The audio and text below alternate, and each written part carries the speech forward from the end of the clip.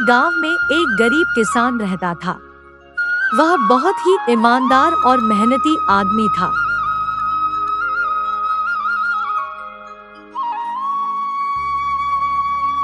वह अपने छोटे से खेत में काम करता और बहुत ही खुश रहता था। पूरे गांव में किसान की बहुत ही चर्चा थे।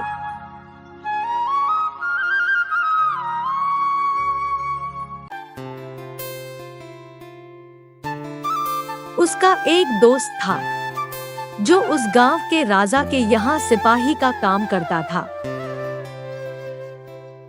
वह किसान से उसके घर रोज मिलने जाता था।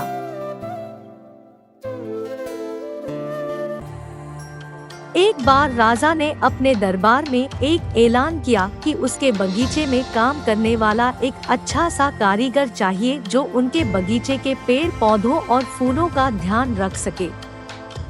राजा का यह ऐलान सुनकर किसान के दोस्त सिपाही ने सोचा कि यही मौका है किसान से मित्रता निभाने की। मैं उसे यहाँ में बगीचे में काम पर लगवा दूंगा। उसका वह मेरा साथ भी रहेगा एवं किसान का भला भी हो जाएगा।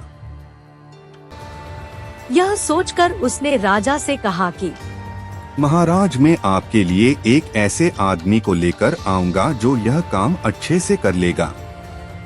सभी राजा ने उस सिपाही को आदेश दिया कि जाओ काल से ही बगीचे में काम करने के लिए कह दो।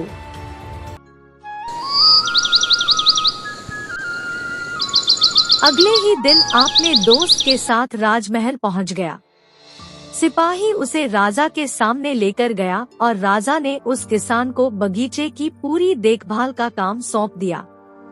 राजा ने कहा, तुम अगर पूरी ईमानदारी से साथ काम करोगे तो तुम्हें 50 सोने की मुद्राएं हर महीने दूंगा।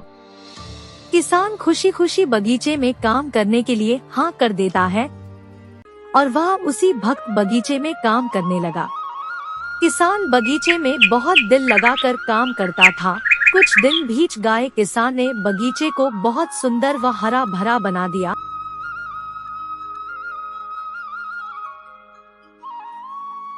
राजा को उसका काम बहुत पसंद आया। एक दिन किसान बगीचे में कुछ खुदाई कर रहा था तो उसने जमीन के नीचे कुछ महसूस किया। तो उसने खुदाई की तो देखा वहाँ नीचे एक बड़ी सी संदूक थी। किसान ने वह संदूक बाहर निकला और खोला तो क्या देखा, वह सोने और चांदी से भरी हुई थी। वह देखकर किसान बहुत खुश हुआ और अपनी ईमानदारी दिखाते हुए राजा के पास पहुंचा। राजा किसान की ईमानदारी देखकर बहुत खुश हुआ और उसके साथ वहां गया जहां किसान से खजाना निकला था। राजा ने देखा तो कहा, यह खजाना तो हमारे पूर्वजों का है। हम कोई वर्षों से इसे खोज रहे थे। खजाना देख राजा बहुत ही खुश हो जाता है। राजा अगले दिन किसान को पूछता है, तुम्हें क्या इनाम चाहिए?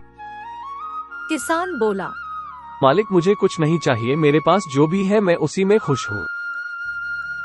राजा उसकी इतनी अच्छी बात सुनकर और खुश हो गया और उसने किसान को अपना मंत्री बनाने का फैसला किया।